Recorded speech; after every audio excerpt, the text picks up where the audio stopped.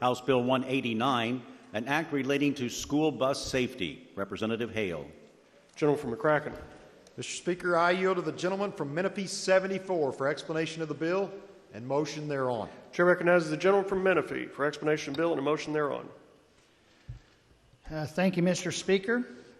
I appreciate this afternoon the opportunity to present before this body House Bill 189.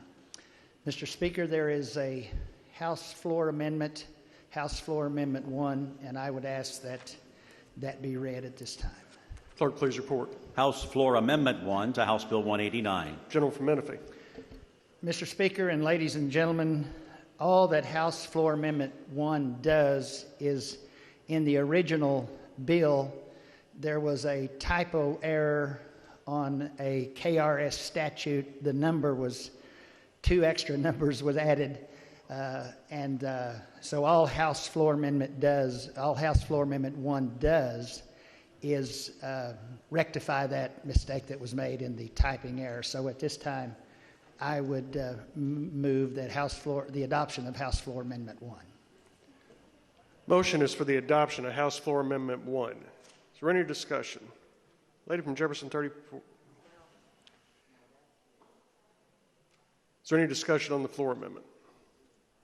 Seeing none, those in favor signify by voting aye. Aye. Those opposed, nay. House Floor Amendment 1 is adopted. Gentleman from Menifee. Thank you, Mr. Speaker. Again, ladies and gentlemen, today it's my honor and privilege to stand here and present to you House Bill 189. House Bill 189 states that this is a bill that relates to school bus safety. That's a very broad title, but actually what House Bill 189 is going to do, if we can get it passed here, it will actually hold people accountable for doing illegal passing of a stopped school bus, which is actually either loading or unloading students onto it or students getting off of that particular bus.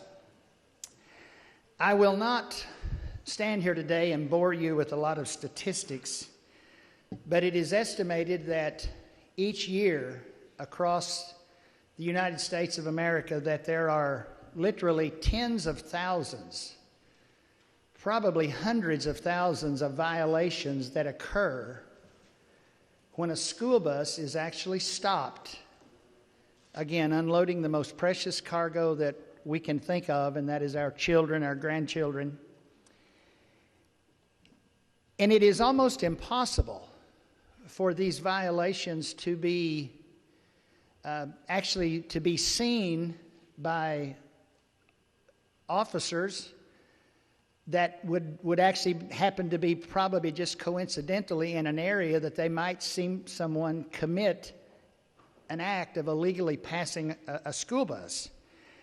According to the Administrative Office of the Courts here in Kentucky, in the year 2019, this was the data for 2019, that there were actually only 138 convictions, 138 in the state of Kentucky, that were issued, and convictions came from those of individuals doing that. So that's a very small number, and again, I'm very confident by statistics that have been taken across the country that that number is so much higher than that. Again, one of the things that would happen if this bill we could pass this bill through this chamber and hopefully get this passed in the Senate, is what would occur if this bill actually became law is this would actually allow each school district here in the state of Kentucky the opportunity. This is in this bill, you will find nowhere in this bill where this is a mandate or this is a mandatory piece of legislation that they have to follow what's in this bill. It is an absolute 100% voluntary for each district to either choose to participate in this or either choose not to participate in it. But what would occur if they decided to participate or if they decided to opt in, that they could have installed on each school bus that is within that district a camera monitoring system that would record the actions of motorists when the bus is stopped and the stop arm device comes out on that bus and it's activated. There would be then a camera that would record the motorist that would either be behind it or in front of it or meeting it and passing this bus in an illegal manner. If the motorist done that, then the camera system would pick up on that and would record that. Now, there's a lot of things that I don't understand, Mr. Speaker. Some of this is very highly technical, above my ability, but the CEO of one of the vendors across the nation, and there are several vendors, but one of the CEOs of a company called Bus Safety actually appeared via Zoom at the committee meeting a few days ago and kind of gave us a small explanation of how this works. On the recording of that, the data or the recordings would then be sent. If there was a violation occurred, that recording would be sent back or fed back to a central location of whomever that vendor was. And once that violation was noted and they saw that, then they themselves, that vendor or that company, would then report to the local law enforcement agencies, which could, and hopefully we would use the term instead of could, which would then issue a citation to that individual to whom that vehicle would be registered to. Now again, the way this was explained to me was all of the artificial intelligence that they use, and the terminology that the CEO used was, again, in a phone conversation with him, was I didn't exactly fully understand that.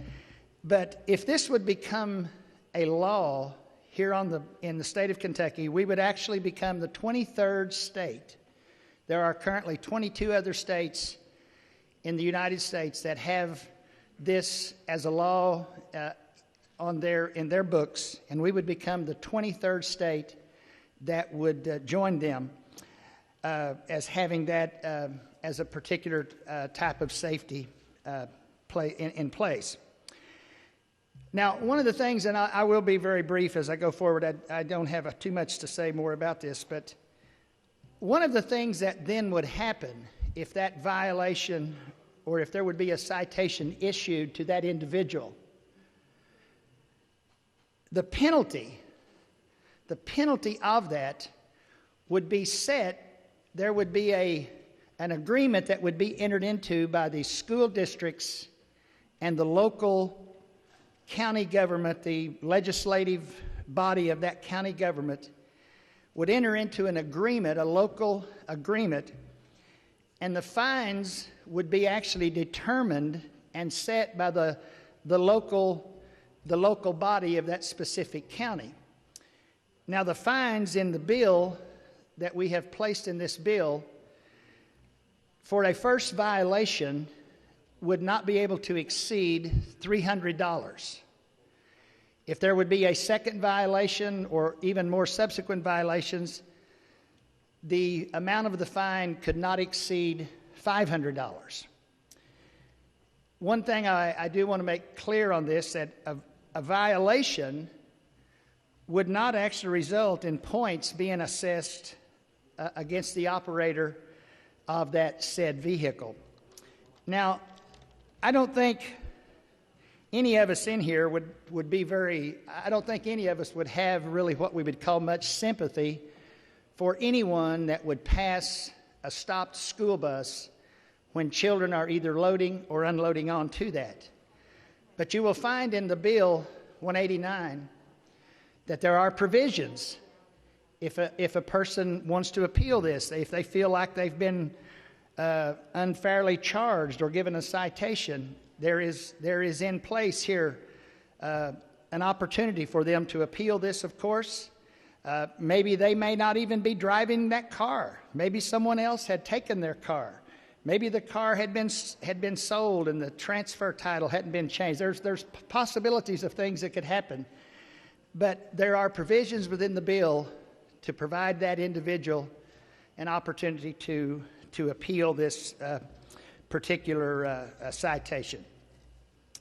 Of course, the vendors, there are several vendors in each school district.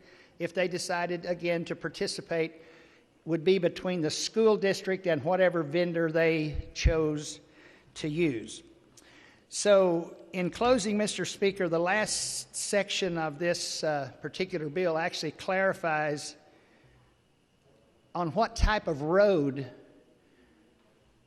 where the bus would be stopped as to when a motorist either passing or meeting would have to stop. Of course, if they were behind the bus, they certainly would have to stop.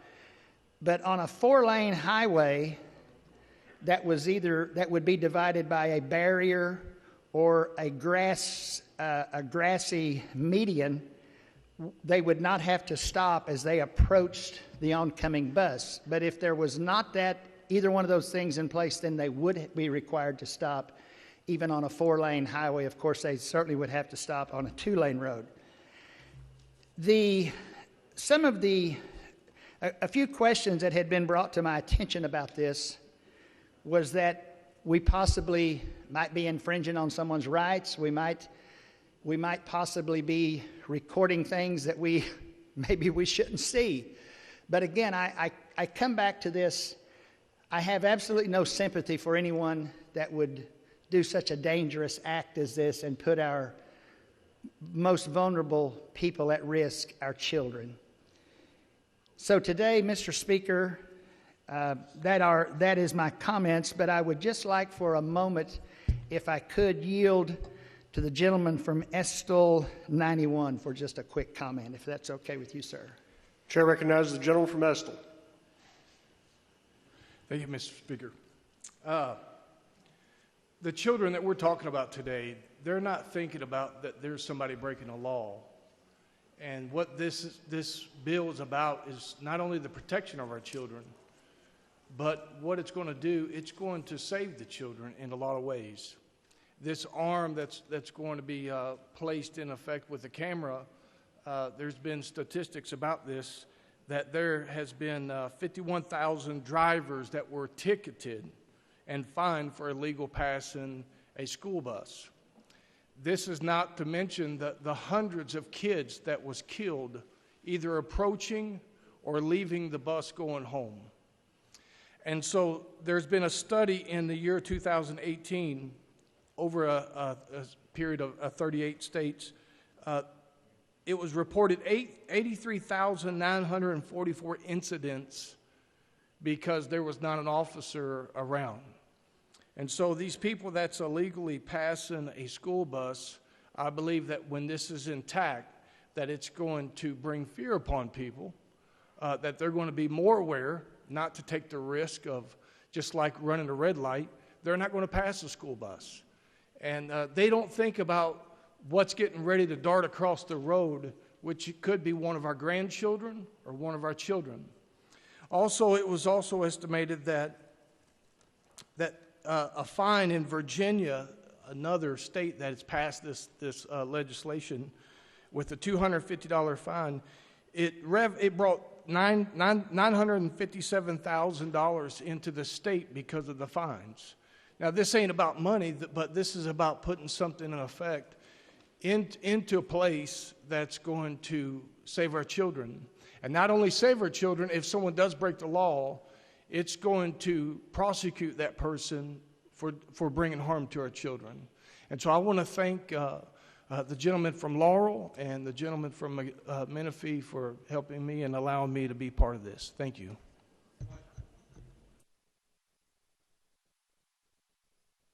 Gentleman from Menifee.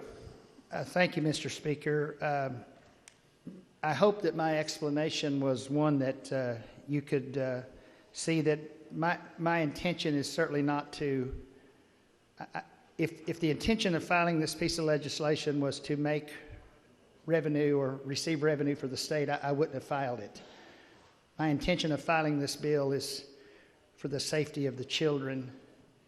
Will this stop these violations from occurring? In all honesty, it probably won't for a length of time, but I would say this, I would almost guarantee you that if a person is cited for this, it will stop them from doing it again and make them think. So, Mr. Speaker, having said that, I would move for passage of House Bill 189 as amended by House Floor Amendment 1, and if there are questions, and if there are, I will try my best to answer them the best I can, sir.